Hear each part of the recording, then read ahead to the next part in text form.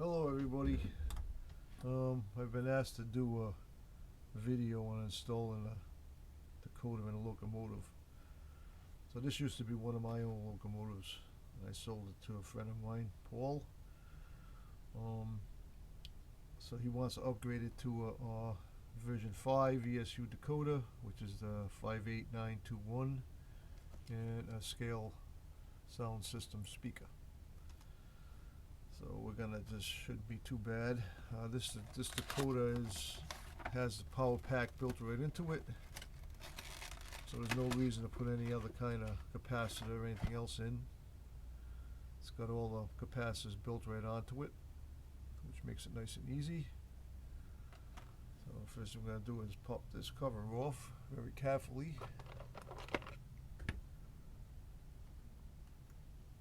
Move the handrails. I've already put a decoder in this one. Like I said, it used to be mine, but so it comes apart pretty easy. Alright. So opening this up, this is the old ESU select decoder here. Select direct actually.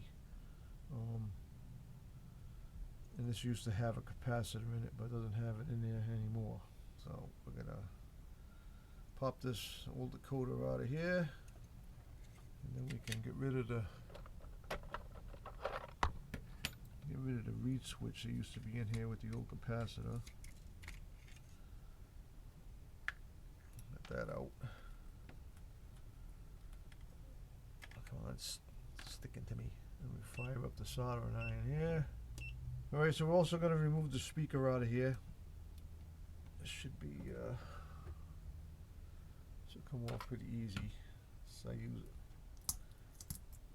There's a glue I like to use called PT12 from I think it's Zap. It's this here, Zap Goo PT12. Well, I like using this because it doesn't run like super glue, and if like I use it on the ditch lights and all that stuff to mount the LEDs in, and if the ditch light burned out, it's easy. You just push the ditch light back out through the cast, and the stuff is real pliable and let you remove it and change the LEDs easy. The trouble with regular CA is that it just becomes a bear to try to pull lights out of anything with it. So I don't really particularly care to use that anymore. Alright, so we're gonna clean the tip off. We're gonna remove the speaker wires. The speaker's no good. Remove the, oops, I do this so you can see it. Move the power. So the nice thing about this new board is that it's the same size. It's the same size from here to here than it is the whole length of this board. The only issue I find with it is the way it mounts. I'm not gonna have a problem with it with this locomotive because I've already modified this locomotive plenty of times. So the tabs, like on the last Atlas locomotives, the tabs that you use to I could try to talk and work at the same time. The tabs that the decoder usually, the factory code is on, fits in the holes here. And now with this capacitor in here, they really didn't make this wide enough. This decoder could have been just a hair bit longer, a little bit. That's enough to clear these mount holes. So the last time I did this, well, I say the first time I used one of these, I ended up snapping the capacitor off the board. I had to send it back. So now I just trim them off. The plastic tabs on the motor, I trim them off and I don't even use them anymore. And I kind of like it that way better. Let me get rid of these ditch light wires.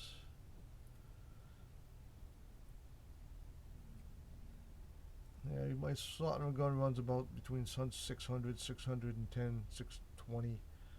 You can see as soon as I touch it, everything is coming right off. So you don't want to hold a hot soldering iron on these things forever because you'll burn the pads right off them, and The decoder will be rendered useless.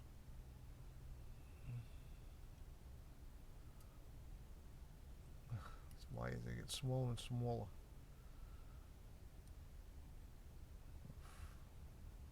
Off. And out. Okay. Only 2 wires left is the motor.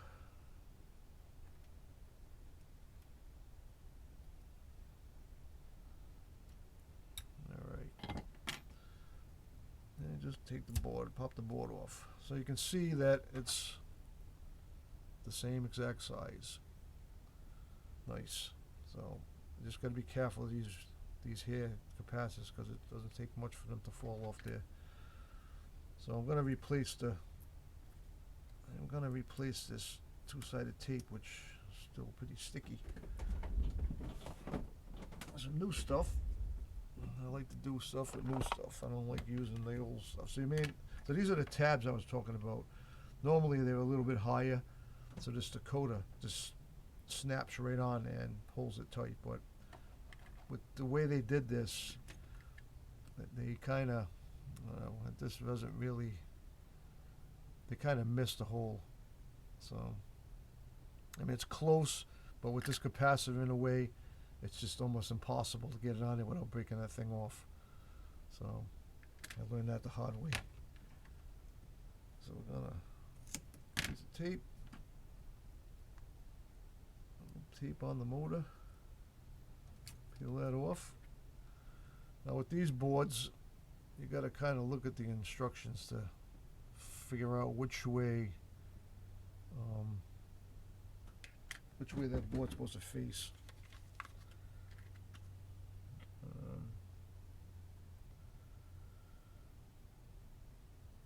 So that's the rear light.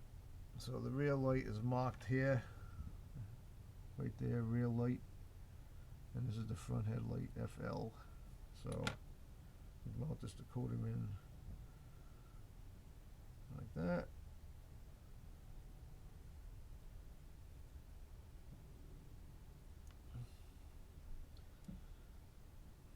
And that pretty much takes care of mounting that in there. Alright.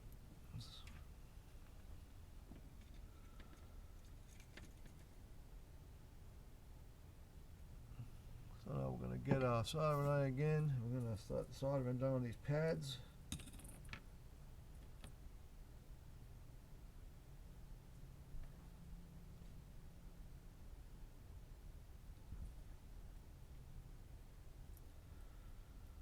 I'm going to shorten up these. I'm going to shorten up these wires again.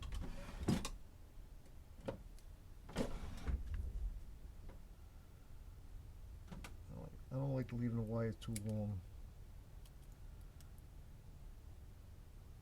Doesn't make for a very neat installation.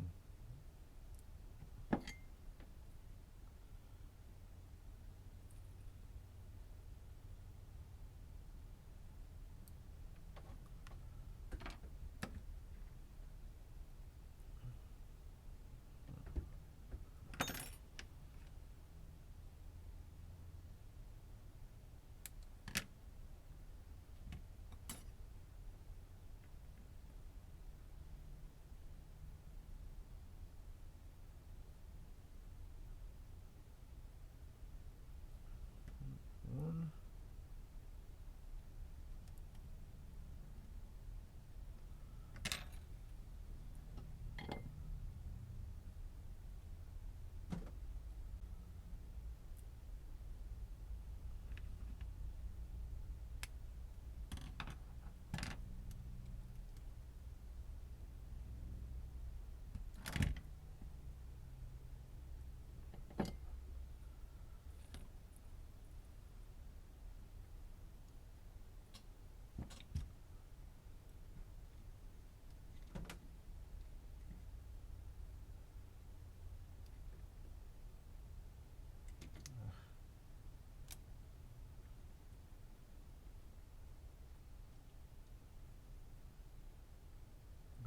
Good soldering skills is very important when you're doing this. And using the right iron.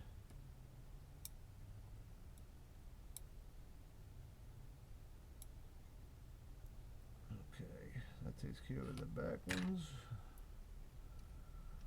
Now we're gonna come and do the front.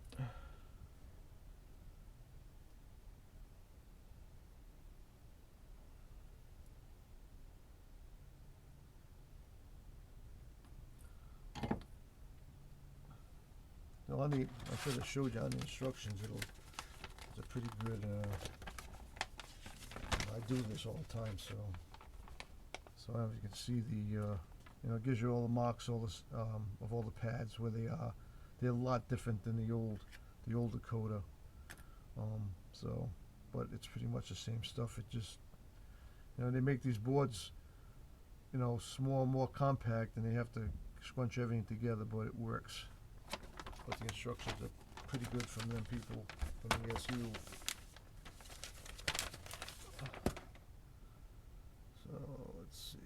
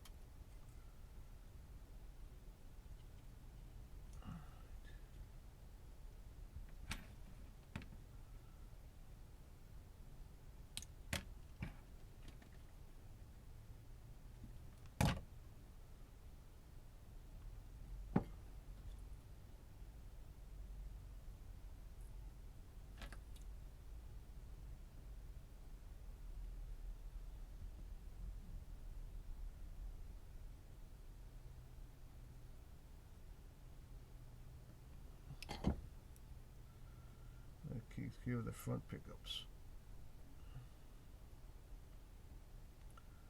So I'll leave that out.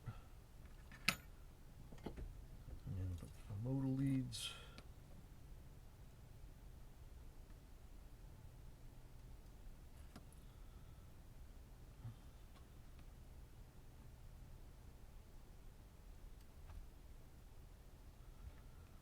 And it looks like I'm gonna have to make the little motor leads a little longer, so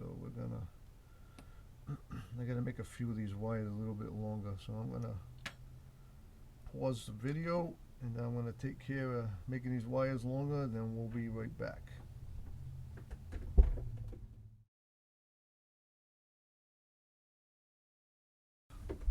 Okay, we're back. Just check this, make sure we're good. Alright, so while we were going, I finished wiring it all up. It's the boring part anyway. So we got I lengthened the wire on the common +5 for the ditch lights. Mounted that there. I took care of the 2 ditch light functions, which are aux 1 and 2. I installed the speaker. I ran the wires of the speaker tabs. It's all on the instructions here. It's pretty easy to do. There's nothing really hard about it. The most important thing is the soldering. A good gun, a good iron, not a gun, an iron, and about 600 degrees is good, because it melts the solder right away, and you're pretty much done. The longer you hold it on there, the harder the pads get, till eventually the pad separates from the circuit board, which is not good. Once that happens, the decoder is no good anymore. So the next thing, so I've already checked the direction, make sure it's going right. I usually put the motor leads on and just let them bring over the test track, make sure I got the right direction, forward direction, and then when I'm done with that, then I permanently put the motor leads on. It's you shouldn't really tuck the wires all the way, make it nice and neat, and then check it, because you got a 50-50 shot of being right. These motors and these manufacturers, it's all different. They don't use the DCC standard colors, which are orange and gray. Most of them use black and red, and I've seen a bunch of other colors. So that's what I do. So the next we're gonna do now is we have to put the LEDs in this particular unit are mounted right to the lenses, and they're the SMDs. I think they're SW603s. I get them from Edgelight. These are older because they have the transformer wound wire instead of what they have now. They have a red and a black. So with the red and the black wires, you know that the red is your +5 and your black is your common, so you don't have to check it. You just put it right on the decoder. But in this instance, these wires, the only difference in these wires is that when you have them new, the +5 wire is longer than the negative wire. So so to check that before I glue anything on, put everything on there, as I made myself my own little LED checker. It's easy to do, it's simple to make. You get a power supply. This one here is, if you can see it, it's anywhere from 100 to 240 volts AC, and it has an output of 7.5 to 9 volts. And I did is I cut a couple of alligator clips and I spliced it into wire, and under that tape is a 1,000 watt, 1,000 ohm resistor. So I don't have to worry about that. So plug this in, alright, and then we can put it on here and see which is what here. Let's see, the light is not lit, so it's back. So if the light don't light, that means it's just backwards. That's all it is. So we just change it. Come on, clip. And I can see it flickering. I don't know if you can see it flickering there or not, but it is flickering. So you can see if the light is on. So with this, my red is the +5 and the yellow is the well, what ESU calls the hub, which is the +5, and this is the common on this side. So I know I need this wire here and that wire there. That's gonna go on. Start my soldering iron back up. I should have that done.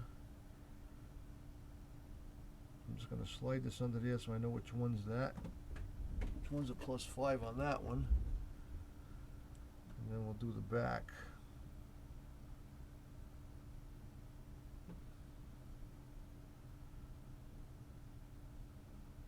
And that's lit, so this is the one we want there. So it's a nice little tester. Makes life a lot easier. So I'll take these two wires together, which is a pain. This wire is so skinny. I take a pair of clamps, tweezer, whatever you want to call them. I twist those wires together because they're going to go on the same pad. I just want to make sure that these are going to reach where they're supposed to go, which they look like they're gonna. So now we're going to put some solder on the pads. So this is your hub. That's one. Well, this is for regular incandescent lighting. This is for LED lighting. So I need another. So I'm going there.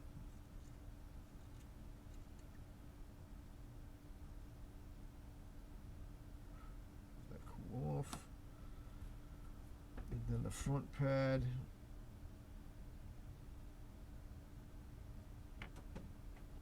Should have put speaker wires out of the way. And the rear pad.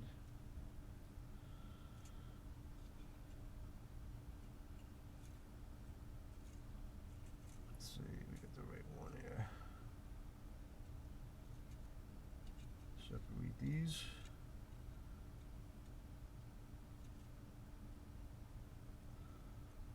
So with this board, you don't need any resistors either. The resistors are all built on the board already. That's a nice thing about this board. You don't have to add resistors to them.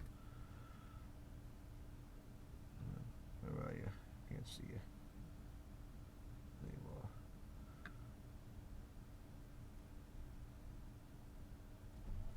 That's the real light.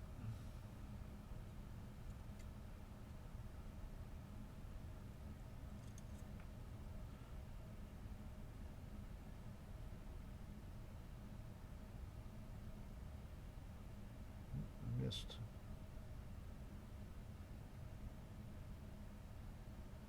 And the front light. Everything's hooked up. Alright, so that's pretty much it. I mean, just kind of neaten up your wire so nothing gets pinched when you close the hood. So again, the speaker, I use that PT12. Stuff is great. Like I said, it goes on, and it gets, it gets kind of hard, but it's still, you're still able to move it around. And if you ever have to release it or get them off, you can just, a little screwdriver can pry it right off. And that stuff is great.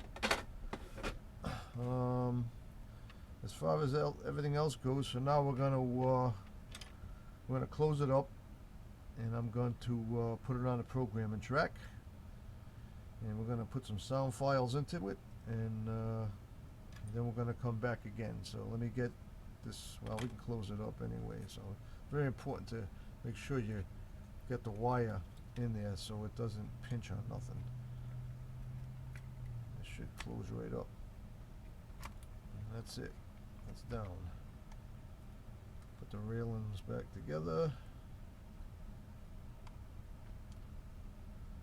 This locomotive's getting new railings from the owner anyway, so I'm not gonna get nuts with them.